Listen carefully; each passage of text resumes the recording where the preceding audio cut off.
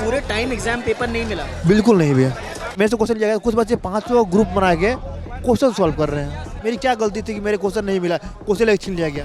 मैं तो एग्जाम देने आया था ना। और ऊपर से आयोग के अध्यक्ष बोलते हैं मैं उपद्रवी हूँ। 4 का बीपी पूरा लो हो गया था, डिहाइड्रेशन हो गया था। 4 को हॉस्पिटल भेजा गया है, अभी 3 है। ये भी 3 दिन से यूरिन नहीं गए हैं। हम लोगों, आपके बच्चे हैं, रोड पर खड़े हैं, मच्छर काट रहा है सर, भूखे हैं ये लोग 5 दिन से, हम लोग भी भूखे हैं। नाली का पानी देख के ना सर लग रहा है कि उसको पी जाऊं, इतना जोर से प्यास लग रहा है, पर पानी को नहीं लगाया होठ से। होठ देखिए सूख रहा है अभी भी।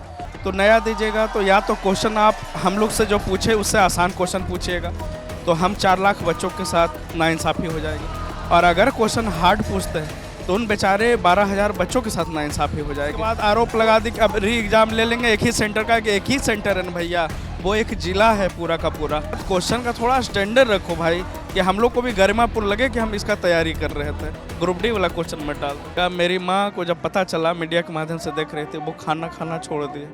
और मम्मी बोली कि बेटा कैसे खाया जाएगा तुम लोग को ऐसे देख के। हम लोग क्या मांग रहे हैं सर? MP वाला मांगा, बैठ के सब नेता को लग गया कि हाँ उसका बच्चा लोग बैठा हुआ है। UP वाला मांगा, सब मान लिया। हम लोग क्या गलत मांग रहे हैं सर? हम बिहार की राजधानी पटना में हैं और पटना में दोबारा बार हमारा आना हुआ है, दूसरी बार है, ये दूसरा मौका है। पहले 6 तारीख को एक प्रोटेस्ट की कॉल दी गई थी, प्रोटेस्ट हुआ, उसमें लाठीचार्ज हुई। उसके बाद जिस मुद्दे पर प्रोटेस्ट चल रहा था उस पर क्लेरिफिकेशन आ गया, आयोग की तरफ से कहा गया कि नॉर्मलाइजेशन कोई मुद्दा नहीं है, और वो प्रोटेस्ट खत्म हो गया। 13 तारीख को, 13 दिसंबर को BPSC का एग्ज़ाम हुआ। 4,75,000 स्टूडेंट्स ने, तकरीबन यही आंकड़ा है, जिन्होंने एग्ज़ाम दिया। और एक सेंटर उसके बाद सुर्खियों में आया, बापू एग्जामिनेशन सेंटर है जो पटना में है। तकरीबन 12 बच्चे वहाँ एग्ज़ाम दे रहे थे, 12,000 बच्चे वहाँ एग्ज़ाम दे रहे थे। और वहाँ से खबर आई कुछ कि वहाँ पे एग्ज़ाम में धांधली हुई है। और उसके बाद जो वहाँ के पटना के DM है चंद्रशेखर सिंह, उनका बयान आता है। वो कहते हैं कि एग्ज़ाम सेंटर में हर हॉल में 273 की सीटिंग थी, मगर पेपर 192 थे। इस वजह से हमें थोड़ा वक्त लग गया लोगों को एग्ज़ाम पेपर मुहैया कराने में। और इन्हीं सब कारणों की वजह से आयोग फैसला लेता है कि एग्जामिनेशन पेपर रद्द होगा। और अब फैसला ये है कि उस एग्ज़ाम के जो 12,000 बच्चे हैं उनका फिर से एग्ज़ाम होगा। 4 जनवरी मुकम्मल हुई है डेट जिस पर एग्ज़ाम होना है। इसके खिलाफ छात्रों ने आवाज़ उठाई कि एग्ज़ाम सिर्फ एक सेंटर पर कैंसिल नहीं होना चाहिए, यह अन्याय होगा बाकियों के साथ। सारे सेंटरों पे 912 सेंटर्स पे एग्ज़ाम कैंसिल होना चाहिए। इसी को लेकर प्रोटेस्ट शुरू हुआ है। प्रोटेस्ट शुरू हुआ 16 तारीख को, एग्ज़ाम के 3 दिन बाद। 2 दिन प्रोटेस्ट चला। उसके बाद जब कि कोई सुनवाई नहीं हुई तो 7 छात्रों ने ये फैसला लिया कि अब वो जब तक मांग पूरी नहीं हो जाएगी आमरण अनशन पे बैठेंगे। अब 7 में यहाँ पे 3 आपको नज़र आ रहे हैं, मगर 4 बच्चों की हालत ख़राब हुई है। 2 को अभी हमारे सामने हॉस्पिटलाइज किया गया है और 2 पहले ही हॉस्पिटल जा चुके हैं। तो इनसे जानते हैं कि इनके मुद्दे क्या हैं, इनका क्या कहना है, ये इस प्रोटेस्ट को कैसे देख रहे हैं। क्या नाम है दोस्त? मेरा हिमांशु राज है भैया। कहाँ से हिमांशु?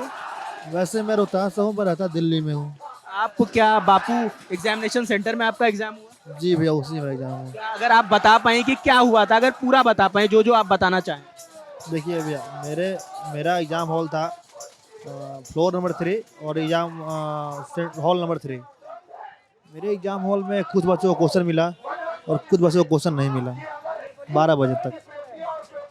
जबकि ये नियम है कि 12 बजे तक क्वेश्चन मिल जाना चाहिए और बार भर देना चाहिए। उसके बाद 12:30 तक जो बच्चों को क्वेश्चन नहीं मिला था, उन्हें क्वेश्चन अभी तक नहीं मिला। उन्होंने बात उठाई तो, और मुझे जो क्वेश्चन मिला था मैं तो क्वेश्चन ले लिया गया कि जब उनको क्वेश्चन दूंगा तो मैं आपको 2 क्वेश्चन दूंगा कि टाइम मैनेज हो जाए। मैं ठीक है। 12:30 हुआ, फिर मैं वहाँ पर जाकर मैनेजमेंट से बात किया। मैनेजमेंट बोला कि जाके नीचे मेन मैनेजमेंट है उससे जाकर बात करो। मैं जो इन्विजिलेटर थी क्लास में वो क्या कह रहे थे? वो जाके बोले कि मेरे बात को मैनेजमेंट से नीचे में जाके, ग्राउंड फ्लोर पे जाके, मतलब स्टूडेंट जाके मैनेजमेंट से बात करें। हाँ, बात करें। और वहाँ पे मैं गया तो वहाँ पे पहले से भीड़ लगी हुई है। मेरा एक ही सवाल है आयोग से, और चाहे जो भी लोग सुन रहे हैं, ये जो क्वेश्चन नहीं आए, जो क्वेश्चन नहीं मिला, वो क्वेश्चन गया कहाँ? क्या आयोग को पता नहीं है क्वेश्चन में इतने बच्चे थे, इस एग्जाम सेंटर में इतने बच्चे हैं? ये पहली पॉइंट है। सेकेंड पॉइंट ये है कि जब भी आज तक कभी सील खुला है एग्जाम हॉल में, मैं इससे पहले भी बीपीएससी का एग्ज़ाम दे चुका हूँ, तो छात्रों से साइन लिया जाता था। इस बार किसी एग्ज़ाम सेंटर पे साइन नहीं लिया गया है। ये अगर नियम बदली होगी, मैं भी बदले मत होता है, तो जानकारी मुझे होनी चाहिए ना, मुझे जानकारी नहीं है इस नियम की। कौन नियम बदला, क्या हुआ, कहाँ धांधली हुई, इसका पता नहीं है। और इस पर एक जाँच होनी चाहिए, इस पर एक विशेष जाँच होनी चाहिए। माननीय मुख्यमंत्री से मैं निवेदन है कि मुख्यमंत्री जी मेरी बात सुन रही हैं तो सुनिए। हम 4 दिनों से जॉनसन पे हैं, 4 दिन से पानी और अन्न छुआ नहीं है। मेरे कुछ साथी एडमिट हो गए हैं आज जाके, सीरियस है, गंभीर है। माननीय मुख्यमंत्री से मेरा अपील है, मुख्यमंत्री जी इस मामले को संज्ञान में लीजिए, हमारी बातों को सुनिए और एग्ज़ाम हमारा टोटल से री कीजिए। री करने का मेन मकसद हमारा ये है कि वहाँ पे वो एक सेंटर नहीं है, वो एक जिला के बराबर है। 12,000 बच्चे हैं भैया, 12,000 मतलब एक डिस्ट्रिक्ट हो गया वो। अगर मान लीजिए अभी जो क्वेश्चन आया है, ये क्वेश्चन बीपीएससी लेवल का है भी नहीं, अभी जो क्वेश्चन आया है, जो अगला एग्ज़ाम होगा या तो उसे टफ होगा या डाउन होगा। ये मुमकिन है कि जो अगला एग्जाम आए वो टफ हो सकता है। टफ हो या डाउन हो, ये हो सकता है। अगर माने डाउन होगा, जिनका एग्ज़ाम हो गया उनके साथ नाइंसाफ़ी, और टफ हो गया तो मैं एग्ज़ाम दूंगा तो मेरे साथ नाइंसाफ़ी। और जाहिर सी बात है कि अभी आयोग ने नोटिस दिया था कि नॉर्मलाइजेशन नहीं होगी। अब बताइए कौन सा आधार है, किस आधार पे ये कड़क जारी करेंगे। अगर क्वेश्चन, और जैसे पहले का इतिहास है कि 6वीं फैकल्टी में एक बार पेपर लीक हुआ था, औरंगाबाद में एक सेंटर पे एग्ज़ाम हॉल में, वहाँ पे क्वेश्चन री एग्ज़ाम हुआ था वहाँ पे क्वेश्चन री एग्ज़ाम हुआ था, वहाँ से एक रिजल्ट नहीं हुआ था भैया, वहाँ से एक रिजल्ट नहीं हुआ था। तो जब ये सब है देखते हुए मैं री एग्ज़ाम का मांगना को तो क्या करूँ, मुझे री ऑल एग्ज़ाम चाहिए पूरा सेंटर पे। आपको पूरे टाइम एग्जाम पेपर नहीं मिला? बिल्कुल नहीं भैया। आपके रूम में कितने बच्चे थे? मेरे रूम में 273 बच्चे थे अप्रॉक्स, किसी को भी नहीं मिला? किसी को नहीं मिला। वो तो कह रहे थे कि 192 पेपर हैं हमारे पास। क्वेश्चन लेके मैं छीन लिया गया, अच्छा, आपको क्वेश्चन पेपर दिया गया? छीन लिया गया। सभी को दे दिया गया था? सभी को नहीं, क्वेश्चन मैंने देखा ही नहीं है। मैंने बोलता ना कि बोला कि जो क्वेश्चन बच्चों को नहीं मिला गया है उनको क्वेश्चन देगा तब आप क्वेश्चन खोलिएगा। मैंने ओएम गलती से मैंने सोचा कि टाइम है थोड़ा सा मैच कर लेता हूँ, ओएमआर पर अपना नाम लिखा था, वो चोरी छुपे, क्योंकि एक लालच, थोड़ा लालच तो होती है, जो है मैंने वैसा किया। उसके बाद मैं देखा भैया कि कुछ बच्चे मेरे से क्वेश्चन लिया गया, कुछ बच्चे 5 ग्रुप बना के क्वेश्चन सॉल्व कर रहे हैं। 500 क्वेश्चन मिला के, वो तो मीडिया में वायरल भी है वीडियो। ठीक है, थोड़ी इधर ऐसे। तो भैया बताइए इसमें क्या है इंसाफी होगी मेरे साथ? मेरी क्या गलती थी कि मेरे क्वेश्चन नहीं मिला, क्वेश्चन लेके छीन लिया गया? मैं तो एग्जाम देने आया था ना। और ऊपर से आयोग के अध्यक्ष बोलते हैं मैं उपद्रवी हूँ। किस हिसाब से उपद्रवी लगता हूँ? उपद्रवी होता है ना सर तो आप रात दिन तो घूमते नहीं, अभी तक तो नहीं घूमते। अपना ध्यान रखिए। आप डॉक्टर हैं, इन्हें देखने आए हैं? हाँ जी जी, क्या नाम है आपका? डॉक्टर अक्षय। आप किसी हॉस्पिटल में कार्यरत हैं? जी जी, हॉस्पिटल, गोला रोड में। क्या स्थिति है इन लोगों की? इन लोग का 6 दिन से आमरण अनसर पे बैठे हुए हैं। 4 का बीपी पूरा लो हो गया था, डिहाइड्रेशन हो गया था, 4 को हॉस्पिटल भेजा गया है, अभी 3 है, ये भी 3 दिन से यूरिन नहीं गए हैं। इनको भी हम लोग लेके बोल रहे हैं चलने के लिए, ये लोग यहाँ से उठ ही नहीं रहे हैं यहाँ से। इनको भी जाना बहुत ज़रूरी है, हॉस्पिटल जाना ज़रूरी है, क्योंकि यहाँ पे इक्विपमेंट है नहीं कि यहाँ पे ट्रीटमेंट होगा। तो इनको शाम से ही हम लोग बोल रहे हैं चलने के लिए, ये लोग नहीं जा रहे हैं। ये डॉक्टर जो है ना काफ़ी मददगार हैं, जब से आए हैं हमेशा हर टाइम टू टाइम इन लोगों के बीपी चेक कर रहे हैं। लेकिन ये लोग अनशन पर बैठे हुए हैं, आमरण अनशन पर बैठे हुए हैं। तो उनके साथ साथ जो है इन लोगों की एक ही मांग है, और हमारी एक ही मांग है कि एग्जामिनेशन कैंसिल होना चाहिए, चाहे बापू सभागार की हो या 38 जिला की हो। बिहार के हर जिला की जो एग्जामिनेशन होनी चाहिए कैंसिल होना चाहिए। और हम सरकार से गुजारिश करते हैं, माननीय नीतीश कुमार जी से, वो हमारे पूजनीय हैं, हमारे बड़े हैं, हमारे गार्जियन समान हैं, तो एग्जामिनेशन को कैंसिल करिए। और हम लोगों, आपके बच्चे हैं, रोड पर खड़े हैं, मच्छर काट रहा है सर, भूखे हैं ये लोग 5 दिन से, हम लोग भी भूखे हैं, पेट में अन्न नहीं है, पानी नहीं है, ऐसे ही पड़े हुए हैं। तो हमारी मांग को पूरा करिए, हम यही अनुरोध करेंगे सरकार से कि हमारी बात को मांगा जाए। कोई मिलने आया?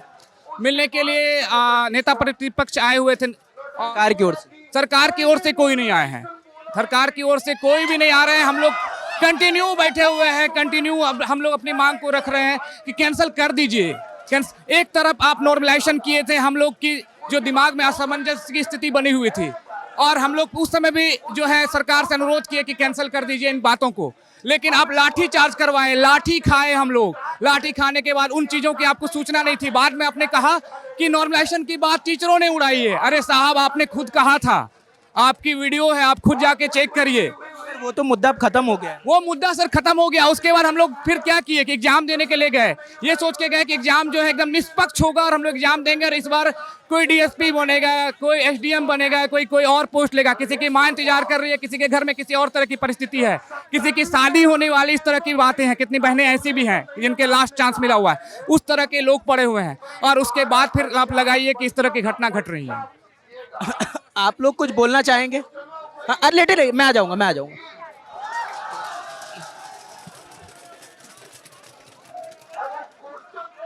आप बोलेंगे? क्या नाम है भाई?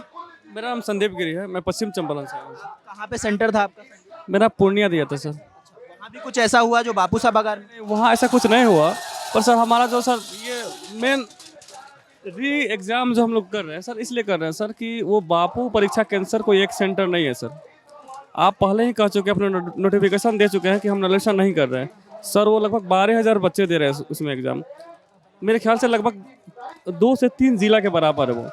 फिर आप सर कैसे कट ऑफ डिसाइड करेंगे? दूसरा बात सर, अध्यक्ष महोदय जी, आप एक संवैधानिक पद पर बैठे, आपने ही कहा था, मुझे याद है कि एक इंटरव्यू में उन्होंने कहा था, उनसे पूछा गया था कि आपका प्रश्न पत्र कैसा रहेगा। उन्होंने कहा था कि मेरा प्रश्न पत्र पिछला जो एग्ज़ाम होता है यानी 69 उसी का आधार रहेगा। एग्जाम सरल आया? बहुत मतलब एक कमीशन के एग्ज़ाम ऐसा होना ही नहीं चाहिए सर। पटवारी से भी गया गुजरा भैया, पटवारी से भी अगर ग्रुप पटवारी होता नहीं एग्जाम, मतलब क्या ही बताऊँ, लेवल कभी आप क्वेश्चन कोई देख ले, आप जाके मीडिया में दिखाइए कभी। ऐसा लेवल था जैसा मान लीजिए कि पूछा था कि पटना साई मंदिर कहाँ की शहर में, सर जब बोल ही दिए हैं। 104 जो संविधान संशोधन 2 बार पूछ दिए सर, किसी न किसी करके। दूसरा बात सर, एक बार बताइए, कहीं ना कहीं सर आयोग की नाकामी है ना कि क्वेश्चन आप देखिए कि जो है 12 से 2 एग्ज़ाम होता है सर, 12 से 2 एग्ज़ाम चल रहा है। और इस बीच में 1 बजे आप देखिएगा तो प्रश्न तो वायरल भी होता है सर। वायरल होता है फिर कैसे होता है सर? आप क्यों नहीं उस पूरा व्यवस्था करके वहाँ एग्जाम लिए? कहीं ना किसी ना किसी को तो फायदा तो हुआ होगा। जब प्रश्न पत्र 1 बजे वायरल निकल गया तो कुछ न किसी को फायदा होगा। फिर आपको क्या दिक्कत है? Exam paper viral? Sir 70th BPSC viral हुआ, उनका मानना है कि बस एक सेंटर से वायरल हुआ, लड़का वायरल कर दिया। तो सर कहीं ना कहीं आप ही का नाकामी है सर। लड़का कैसे वायरल करेगा? फोन तो बाहर ही जमा हो जाए। तो बार कैसे हुआ पता नहीं, आप भी देख सकते हैं ट्विटर पे है। एक 12:35 में, मेरे ख्याल से 12:35 में ही वायरल हो गया था। तो सर ये आयोग की नाकामी है सर, हमारी नाकामी तो नहीं है सर। उन्होंने कहा कि नहीं, बस यहीं का परीक्षा केंद्र को जो हम री एग्जाम उन्होंने 4 तारीख को डेट दिया, बस एक सेंटर का। सर आप एक सेंटर का नहीं कीजिए, हर कहीं ना कहीं गड़बड़ी हुआ। और दूसरा बात कि सर आप कट ऑफ कैसे डिसाइड कीजिएगा? एक सिंपल सा प्रश्न सर कि आप हमें तो तैयारी करा यूपीएससी बोल के दे दिए ग्रुप डी वाला, आप उनको कैसा प्रश्न देंगे? जो 4 तारीख को जो एक सेंटर का ले रहे हैं उनको प्रश्न कैसा देंगे? अगर उनको प्रश्न सेम देंगे तब तो सर वो हमसे लीड कर देंगे, क्योंकि अब तो वो लूसेंट वगैरह पढ़ के उनको तो पता चल गया पैटर्न क्या है। हमें यूपीएससी बोल के आप तैयारी कर रहे हैं, वो तो उनको तो पता चल गया। या उनको जब कठिन देंगे तो फिर आप नॉर्मलाइजेशन करेंगे। फिर आपने कहा मुझे बताइए कि जैसे ये तो बापू सभागार वाला हमें पता है, आप जिस सेंटर पे थे, आप किसी और सेंटर पे थे, वहाँ कुछ ऐसा हुआ? वहाँ सर कुछ गड़बड़ी नहीं हुआ था, वहाँ परीक्षा ठीक हुआ सर। बस वहाँ का बात से नहीं है सर। मैं बात ये कहना चाह रहा हूँ कि सर आप जो 12,000 बच्चे सर, अगर 4-5 एक बार हुआ था सर 66 बीपीएससी में एक बार क्वेश्चन आउट हो गया था औरंगाबाद का, उसका री एग्ज़ाम लिया गया था सर। वो री एग्ज़ाम जहाँ से लिया गया था वहाँ का बच्चा का भी जो सिलेक्शन था 0 था, क्वेश्चन टॉप था। तो अगर आप यहाँ क्वेश्चन टॉप करेंगे तो सर 500, 600, 400 का बच्चा का बात नहीं है, 12,000 बच्चा फिर वो भी विरोध करेगा। या फिर अगर समान प्रश्न पूछा है, मेरे से आसान पूछता है सर, हम लोग को फिर ना इंसाफी होगा।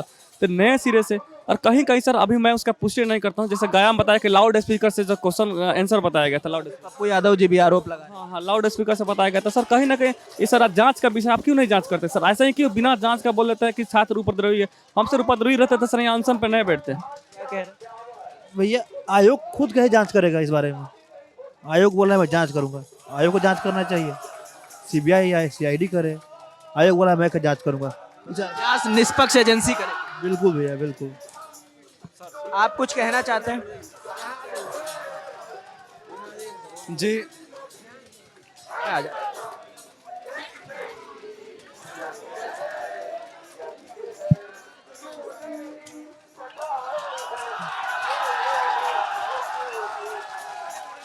क्या नाम है भाई?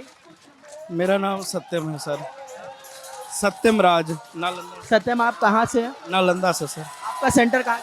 कैमूर था, कैमूर। अभी कुछ ऐसा हुआ जो बापू सभागार? नहीं नहीं, मेरे सेंटर पर शांतिपूर्ण एग्जाम हुआ, पर बात हम लोग उसकी लड़ाई नहीं लड़ रहे हैं सर। हम लोग जो लड़ाई ये क्योंकि समझना बहुत ज़रूरी है, काफ़ी लोग को यही बात नहीं समझ में आ रही है। बापू परीक्षा परिसर में एग्ज़ाम आप क्वेश्चन लेट से पहुंचाते हैं, उसके बाद उस सेंटर पे एग्ज़ाम आप रद्द करते हैं। तो कौन रद्द किया? आयोग।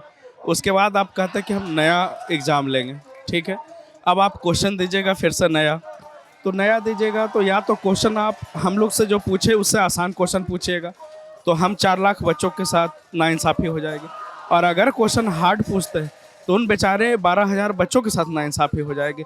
तो आप आयोग है, राइट टू इक्वलिटी तो एक बेसिक कॉन्सेप्ट है सर। कॉन्सेप्ट आप constitutional body, constitutional chair seat पे बैठे हुए हैं। राइट टू इक्वलिटी हमारा कॉन्स्टिट्यूशन ही हमको दिया है ना। जब एक ही पोस्ट है तो जब आप अलग अलग एग्ज़ाम लीजिएगा तो आप बराबर कैसे कीजिएगा? यह एक छोटा सा मांग है कि भैया आपसे मिसमैनेजमेंट हुआ।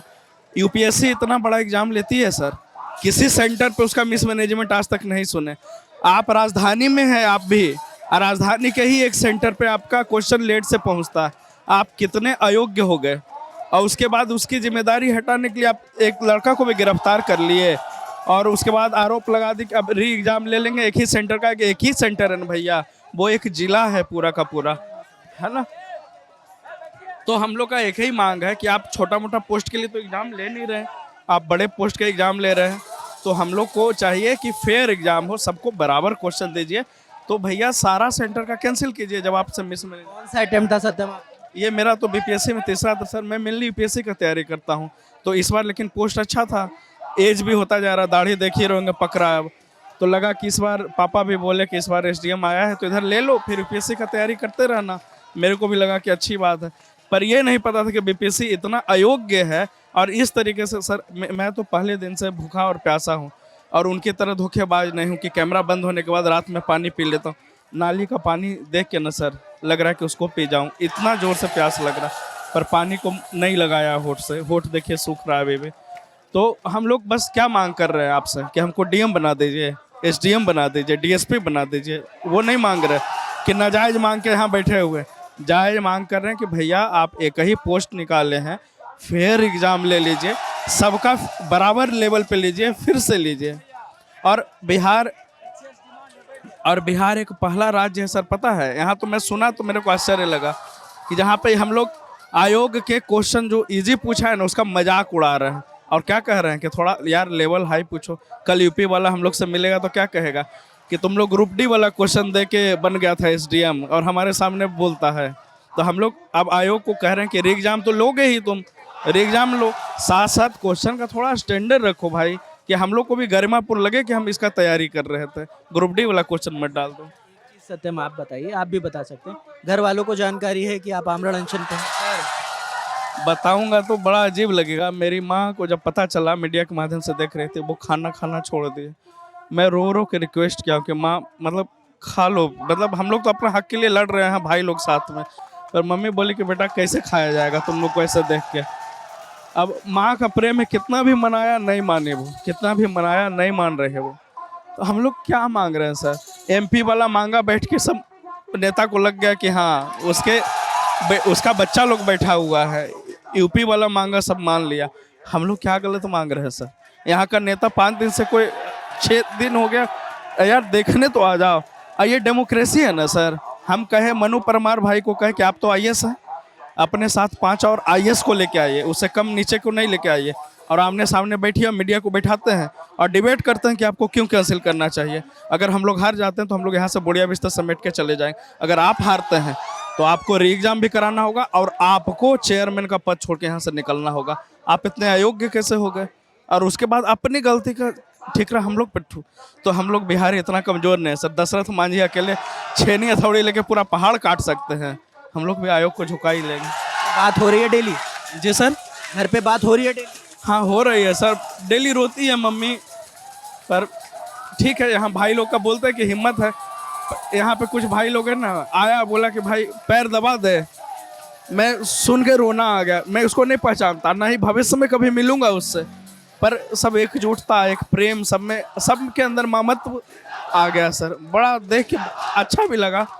और आयोग और सरकार बस बयानबाजी करने में लगे हैं, उन लोग को नज़र नहीं आ रहा। तो आप हम लोग के मुद्दे को अच्छे से उठाते हैं, आपका तो चैनल बहुत अच्छा है। तो एक बार जरूर अयोग्य से जाके पूछिएगा कि आप इतने अयोग्य कैसे हो गए हैं। एक फंडामेंटल राइट आपको नहीं समझ में आ रहा है जी, राइट टू इक्वलिटी नहीं समझ में आ रहा है। घूस दे के बने थे क्या आप चेयरमैन? IAS कैसे बन गए? शायद आप लोग पुराना पढ़े होंगे, भूल गए होंगे। हम लोग ताज़ा ताज़ा पढ़े हैं और खाली पढ़ते रटते नहीं हैं सर, उसको जीते हैं। इसलिए यहाँ सत्याग्रह पे हैं, गांधी जी के रास्ते पे हैं कि गांधी जी के रास्ते पे चल के हम लोग को इसको जीत लेना है सर। और पता है अगर हार गए तो इसका खमियाजा क्या होगा?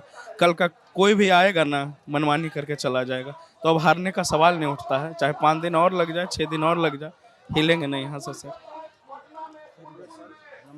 कुछ कहना चाहते हैं?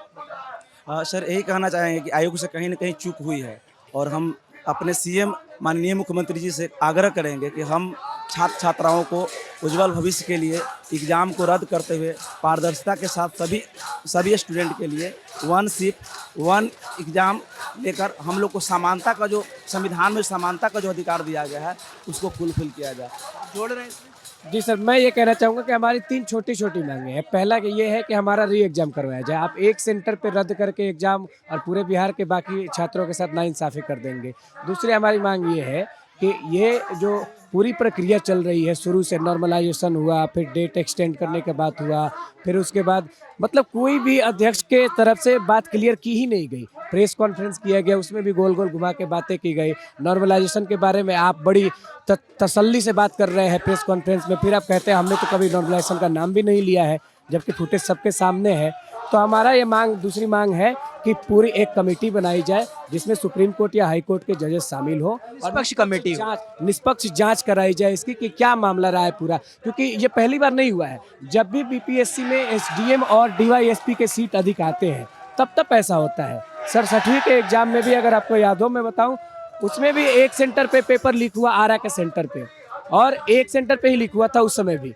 लेकिन जैसे ही पता चला कि एक सेंटर पे पेपर लीक हुआ है, उस समय अध्यक्ष अतुल प्रसाद थे, उन्होंने पूरे बिहार का एग्जाम कैंसिल करवा दिया था। किस साल की बात? ये सर 2020 की बात है सर, 6वीं BPSC की बात है।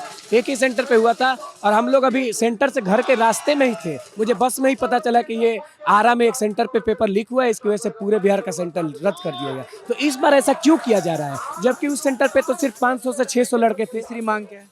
क्या तीसरी मांग? जी, तीसरी मांग हमारी ये है कि एक SOP बनाई जाए, क्योंकि हर बार ऐसा होता है। अभी कुछ दिनों पहले बिहार पुलिस वाले लड़के यहाँ बैठे हुए थे, धरना प्रदर्शन कर रहे थे। हर एग्जाम में होता है। SSC के लड़के ट्विटर पे ट्रेंड करा रहे थे अपना जो भी मांग थी उनकी। तो एक SOP बनाई जाए ताकि उसकी निगरानी में सारी चीज़ें होती रहे और बार बार हमें ऐसे करने की जरूरत ना पड़े। हम चाहते हैं कि एक बार में ये मामला निपटाया जाए। छात्र पढ़ाई करे कि लड़ाई करे, समझ में नहीं आता है। 12,000 ही सिर्फ नहीं सर है, शिवहर जैसे 5 जिले होंगे, शिवहर में 5 ब्लॉक है, 5 ब्लॉक में समझ गए 12,000 बढ़ा। मैं बस इतना बात कहूँगा कि आयोग को इतनी समझ नहीं है कि SOP के माध्यम से एग्ज़ाम कंडक्ट करा जाए। अगर एक परीक्षा हॉल में ही पेपर लीक मानते हैं आप हैं, तो अगर बाकी के साथ अगर नहीं ले रहे हैं तो इसका मतलब आप समानता का अधिकार नहीं दे रहे हैं। पहली बार क्या कह रहे हैं? सर, मैं आपके माध्यम से आयोग के चेयरमैन सर तक मैसेज पहुंचाना चाहता हूं, क्योंकि अभी मीडिया में मैसेज आ रहा है कि आयोग ये कहता है कि उनके पास कोई ठोस आधार नहीं है इस एग्ज़ाम को कैंसिल करने का। तो मैं ये कहना चाहता हूं कि आयोग ने पहले ये फिक्स कर चुका है कि नॉर्मलाइजेशन नहीं होगा। अगर नॉर्मलाइजेशन नहीं होगा तो उनकी ये बाध्यता है कि वो पेपर का स्टैंडर्ड ना बहुत ज़्यादा ऊपर ले जा सकते हैं, ना बहुत ज़्यादा नीचे ले जा सकते हैं। मीन्स यही लेवल रखना होगा उनको। और जब ये लेवल रखना होगा तो कहीं ना कहीं आप जब 69, 68 और 67 का थीम देखेंगे तो क्वेश्चन सब आता था जो भी, वो analytical and deep thinking based था और इस बार बिल्कुल फैक्चुअल नेचर का था। तो जो री एग्ज़ाम वो लेंगे उनमें जो स्टूडेंट देंगे उन्हें ये पता चल चुका है कि ये क्वेश्चन फैक्चुअल टाइप का ही आएगा और डीप थिंकिंग या एनालिटिकल बेस्ड नहीं आएगा। तो उन लोगों को ये पता चल चुका है कि NCERT पढ़ने की जरूरत नहीं है, आपको स्पेक्ट्रम पढ़ने की जरूरत नहीं है, लक्ष्मीकांत पढ़ने की जरूरत नहीं है, आपको साल भर के न्यूज़ निकालने के लिए इंडियन एक्सप्रेस, PIB और द हिंदू पढ़ने की जरूरत नहीं है। आप एक ईयरली मैगजीन पढ़ के जाइए, आप एक लुसेंट पढ़ के जाइए, आपके 100+ मार्क्स हो जाएंगे। तो क्या इससे एक एडवांटेज नहीं मिल रहा है क्या? बिल्कुल उन्हें एडवांटेज मिलेगा। और ये संख्या इतनी बड़ी है कि लगभग 12,000 की संख्या है, एक सेंटर है, लगभग एक जिला के बराबर है। तो ये बड़े पैमाने पर रिजल्ट को अफेक्ट करेगा। वो संख्या का सर कोई छोटी मोटी संख्या नहीं, एक जिले के बराबर संख्या है। तो बिल्कुल क्लियर एडवांटेज मिल रहा है कि उन्हें क्वेश्चन का ओरिएंटेशन पता चल चुका है। ये क्वेश्चन और थिंकिंग या एनालिटिकल बेस्ड नहीं आएंगे, बिल्कुल फैक्चुअल नेचर आएंगे। इसलिए उन्हें कोई PYQ या UPSC के PYQ करने की ज़रूरत नहीं है। जो आप देख सकते हैं पेपर की बिल्कुल वन लाइनर क्वेश्चन पूछा गया क्या गुरुद्वारा का। बात उन्होंने भी की है। तो छात्रों के मुद्दे वही हैं कि इनकी प्रमुख 3 मांगे हैं कि एग्ज़ाम सभी स्तरों पे कैंसिल होना चाहिए, क्योंकि ये फैसला कैसे होगा कि जो ये एग्ज़ाम हुआ है, अब अगला एग्ज़ाम जो 4 जनवरी को होने वाला है वो टफ होगा कि कठिन होगा, कि आयोग इसका फैसला कैसे करेगा और फिर मार्किंग कैसी होगी। तो ऐसे कई क्वेश्चन है, कई सवाल हैं जो छात्र आयोग से पूछ रहे हैं। इनकी ये भी नाराज़गी है कि सरकार की तरफ से ना कोई मिलने आया, ना आयोग की तरफ से कोई मिलने आया, कोई इनसे बात तक करने नहीं आ रहा है। 7 लोग जो अनशन पे थे उनमें से 4 लोग हॉस्पिटलाइज हो गए हैं। आपके सामने 3 साथी लेटे हुए हैं। अब ये देखना होगा कि आप लोग को कितने दिन हो गए अनशन करते हुए? ये आज तो मेरा व्यक्तिगत 6ठा दिन हो गया सर। बिना बाकी सब लोग का चौथा दिन हुआ। 4 दिन बीत गए हैं अनशन को। अब ये देखना होगा कि आज रात या कल सुबह तक क्या कोई आता है इनसे मिलने, इनकी बात सुनने। तो ये सारे सवाल बने हैं, इनके सवाल के जवाब मिलेंगे तो वो भी आप तक पहुंचाते रहेंगे। कैमरे के पीछे राशिद हैं, मेरा नाम रजत है। देखते रहिए दिल्ला लंटॉप। शुक्रिया।